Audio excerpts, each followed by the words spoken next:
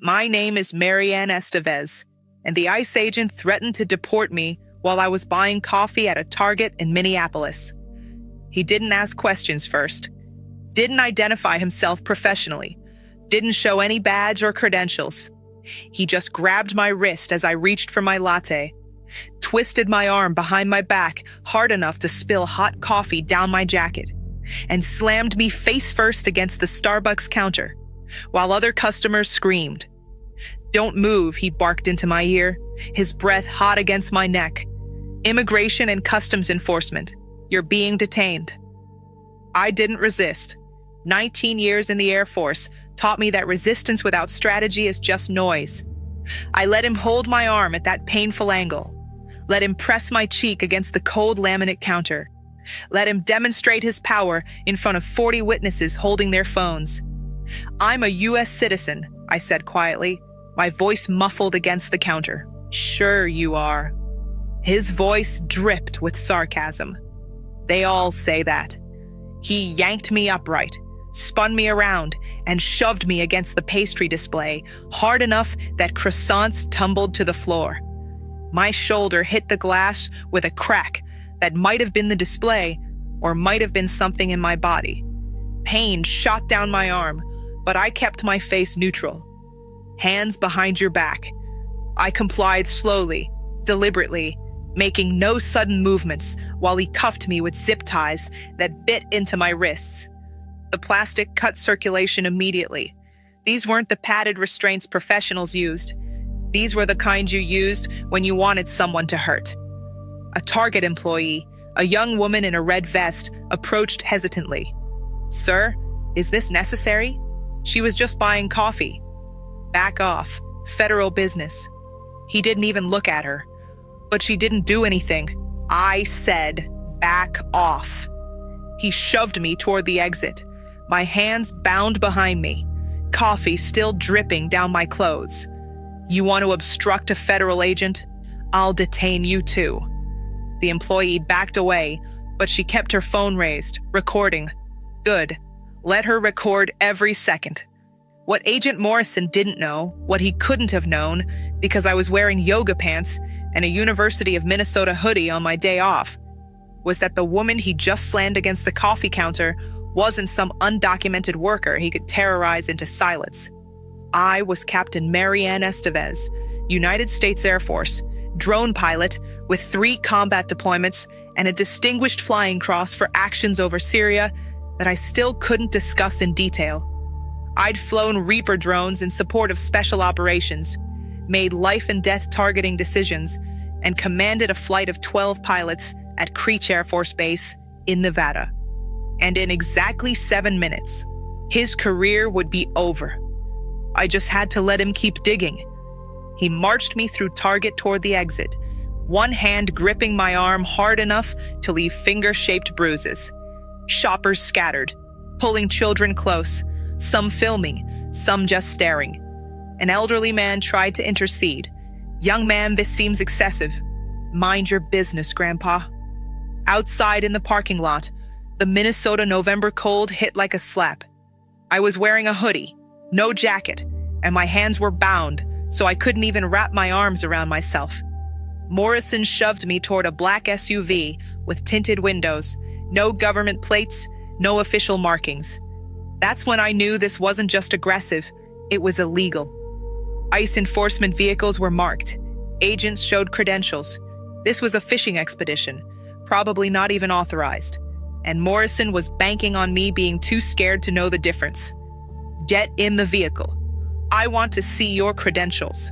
My voice was steady, despite the cold making my teeth chatter. "You don't get to make demands. Federal law requires you to identify yourself and show credentials during a detention." His face flushed red. "You a lawyer now?" Anchor babies always think they know the law. Anchor baby. There it was. The assumption that drove everything, that my last name meant I didn't belong, that my brown skin meant illegal, that my accent-free English was somehow a trick I'd learned to deceive people like him. "I was born in San Diego," I said quietly. "My father served in the Navy for 26 years. My mother is a fourth-generation Californian. I'm as American as you are.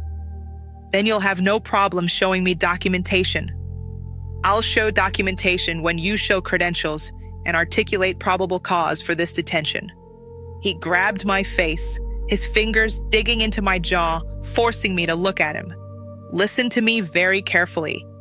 You're going into this vehicle. Then you're going to the detention center.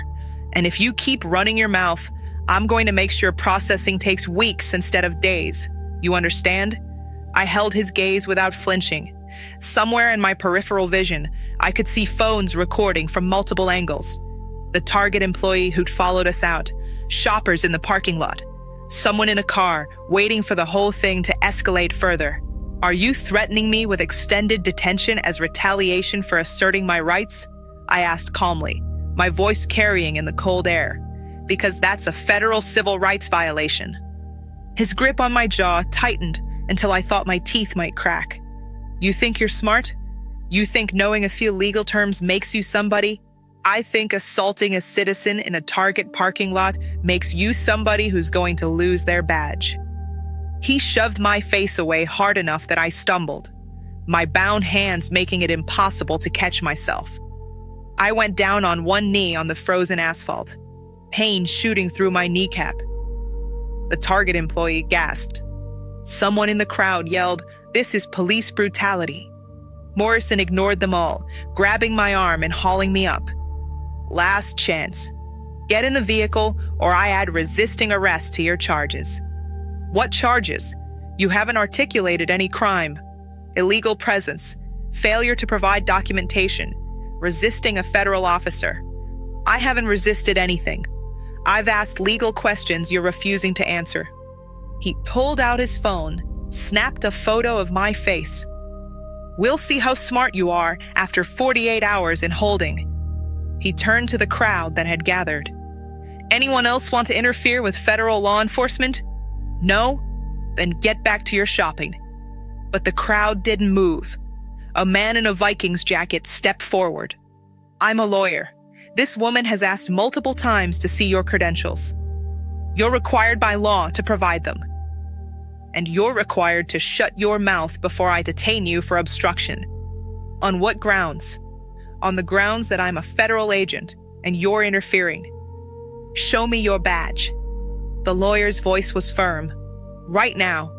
Prove you're actually ICE and not just some guy with zip ties." Morrison's face went from red to purple. "I don't have to prove anything to you." "Then you're kidnapping this woman, and we have it on video." That's when Morrison made his second critical mistake. He pulled out what looked like a badge, but held it too far away for anyone to see details. "Satisfied? Now back off before I arrest everyone here for creating a public disturbance." The lawyer squinted at the badge. "That's not an ICE badge, that's TSA." The crowd murmured. Morrison shoved the badge back in his pocket. "It's a federal badge. That's all you need. ICE agents carry specific credentials. What's your operating number?" "I don't have to give you my operating number." "Yes, you actually do when conducting enforcement operations." The lawyer pulled out his phone. "I'm calling Minneapolis PD. This is unlawful detention." Morrison's hand moved to his hip, where I could see he had pepper spray and a taser. "Make that call, and I'll consider it threatening behavior." "Calling the police is threatening?" The lawyer didn't back down. "You've assaulted this woman, bound her with zip ties, refused to show proper credentials, and now you're threatening witnesses. This isn't law enforcement.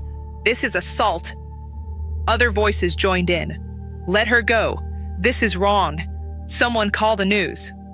Morrison looked around at the growing crowd, at the phones recording everything, at the situation spiraling beyond his control. He made his third and final mistake. He tried to force me into the vehicle anyway. He grabbed my arms, started pushing me toward the open door. I planted my feet, not fighting, but not helping, making him work for every inch. My voice carried across the parking lot. "I'm being kidnapped by someone claiming to be ICE without proper credentials. Someone please call 911. "Shut up." He tried to shove my head down to force me into the vehicle.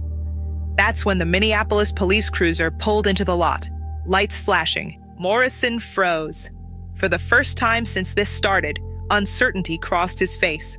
The police car stopped 10 feet away, and 2 officers got out. A male sergeant and a female officer, both with body cameras visible on their uniforms.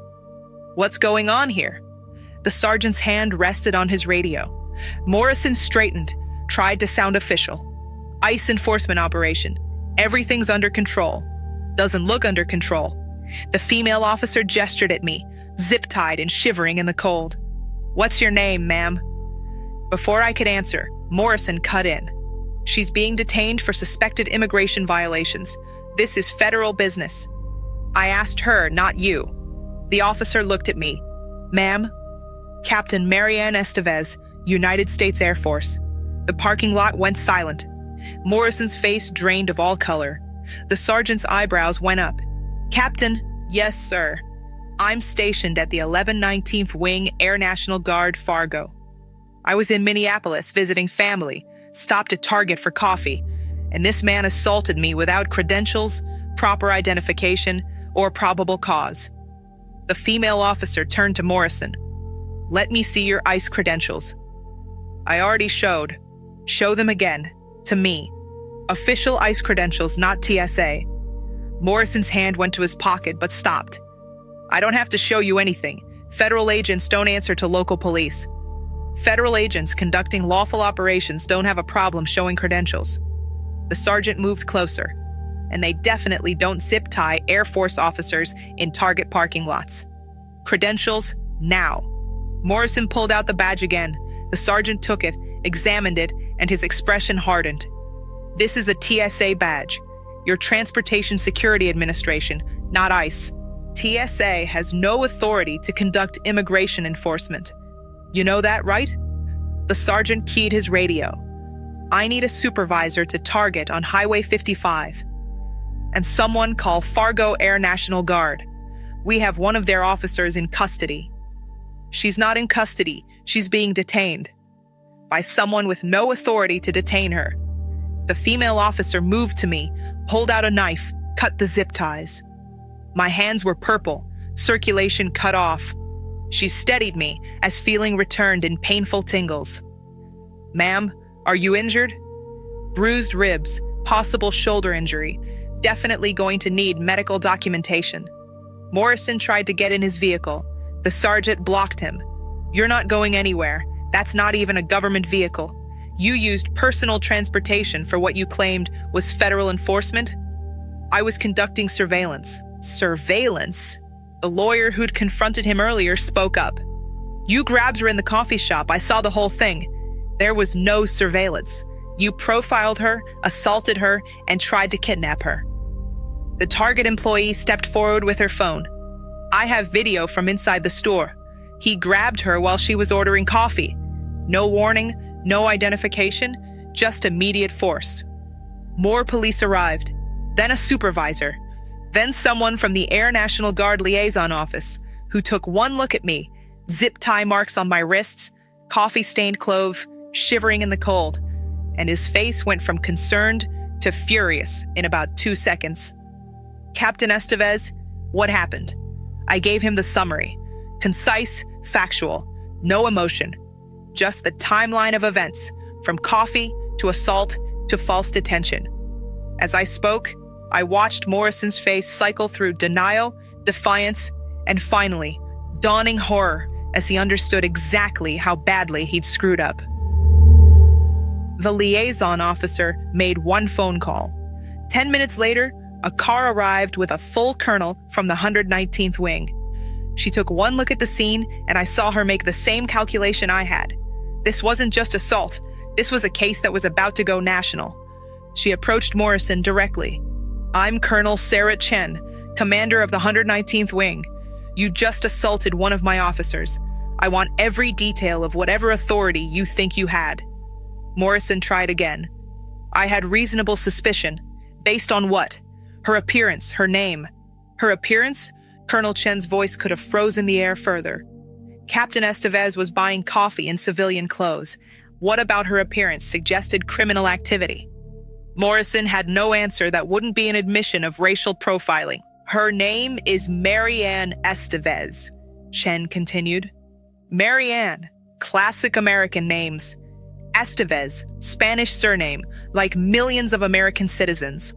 You profiled her, assaulted her, and attempted unlawful detention based solely on ethnicity. Is that your statement? I didn't know she was Air Force. You shouldn't have to know. You should have had probable cause before laying hands on any American citizen. But you didn't. You saw a Latina woman and assumed illegal.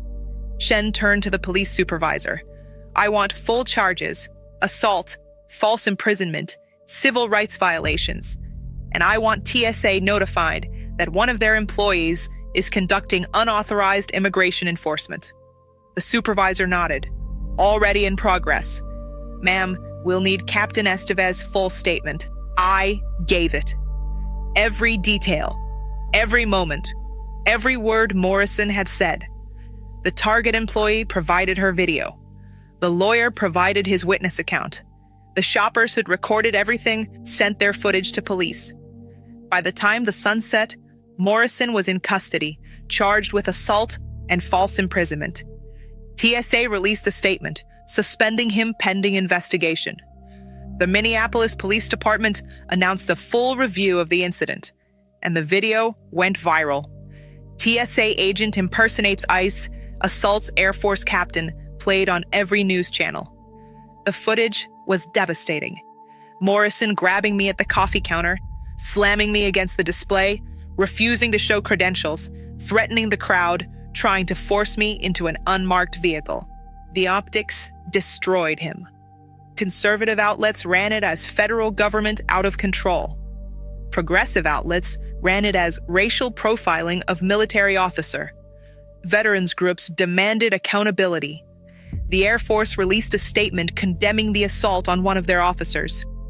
Morrison tried to defend himself in interviews, claimed he'd had reasonable suspicion, that I'd been acting suspicious, that he was just doing his job.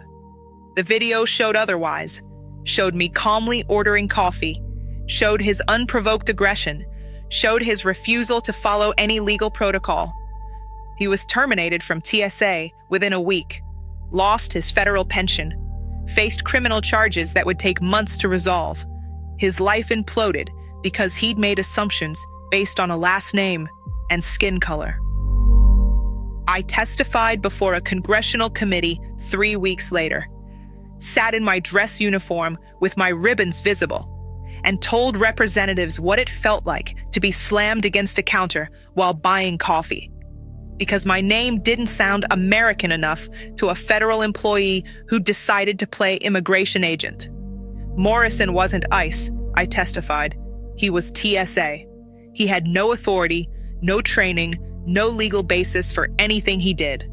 But he assumed authority because he assumed I didn't belong. My citizenship, my service, my rank, none of it mattered until I forced him to see it. Policy changes came. TSA released new directives prohibiting employees from conducting any immigration-related enforcement. Minneapolis PD updated protocols for responding to federal detention claims. The Air Force issued guidance to all service members on their rights during civilian law enforcement encounters. Morrison's trial took 6 months. He was convicted of assault and false imprisonment, sentenced to probation and community service. He tried to appeal, claiming he'd acted in good faith based on training that didn't exist. The appeal was denied. Last I heard, he was working mall security in Wisconsin. Still bitter. Still convinced he'd done nothing wrong. I kept the zip ties, not as a trophy, but as evidence. Evidence that badges don't equal authority, that uniforms don't guarantee integrity, that power without accountability is just violence with paperwork. The target employee, her name was Jessica, wrote me a letter months later.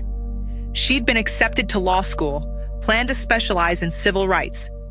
Watching you stay calm while he lost control taught me something, she wrote. Truth doesn't need to shout. It just needs to survive long enough to be documented. She was right. I'd stayed calm because I knew anger would give Morrison ammunition. I documented everything because I knew my word alone wouldn't be enough. I'd let him keep escalating because every action he took dug his hole deeper. 7 minutes from coffee counter to parking lot. 7 minutes of assault, threats, illegal detention. 7 minutes that destroyed his career because he couldn't see past my last name. My name is Marianne Estevez. I'm a captain in the United States Air Force with 19 years of service. And I learned that justice isn't always immediate, but it's inevitable when you survive long enough to make them see their mistake. Morrison learned that in 7 minutes, from the moment he grabbed my wrist until the moment Colonel Chen asked him to explain his authority. His career was ending in real time, but I did, because I'd counted every second, documented every action, and waited for exactly the right moment to reveal who I was. Not to avoid the confrontation, but to make sure it couldn't be dismissed, covered up, or explained away.